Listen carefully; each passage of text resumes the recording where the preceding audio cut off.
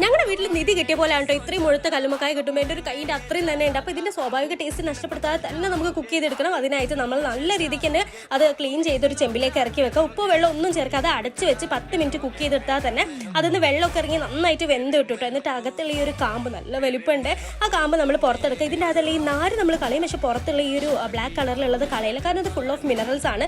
നല്ലതാണ്, പറ്റുമെങ്കിൽ കഴിക്കാനായിട്ട് ശ്രദ്ധിക്കുക. എന്നിട്ട് നാരൊക്കെ കളഞ്ഞ് കുറച്ച് നേരം പച്ചവെള്ളത്തിലിടുക. പിന്നെ നമ്മളത് വേവിച്ച വെള്ളത്തിലേക്ക് മാറ്റി ഒരു അരമണിക്കൂർ കഴിഞ്ഞ് പിഴിഞ്ഞെടുത്തിട്ട് മുളക് പൊടി, മഞ്ഞൾപ്പൊടി, അതേപോലെ ഫുൾ പെരിഞ്ജീരകം, നമ്മൾ വെളുത്തുള്ളി ചതച്ചതും ഉപ്പും ചേർത്ത് നന്നായിട്ട് മാരിനേറ്റ് ചെയ്യുക. കൂടുതൽ മസാല ഒന്നും വേണ്ട. അരമണിക്കൂർ കഴിഞ്ഞാൽ പാൻ ചൂടാക്കി വെളിച്ചെണ്ണ തന്നെ ഉപയോഗിക്കുക. വെളിച്ചെണ്ണ ചൂടായി വരുമ്പോൾ പെരിഞ്ജീരകവും കറിവേപ്പിലും ഇട്ടിട്ട് നമ്മൾ മാരിനേറ്റ് ചെയ്ത ആ ഒരു കല്ലുമ്മക്കായ ഇടട്ടോ. ഒരിക്കലും ഡീപ് ഫ്രൈ ചെയ്യരുത്, നമ്മൾ ഷാലോ ഫ്രൈ ചെയ്യുക.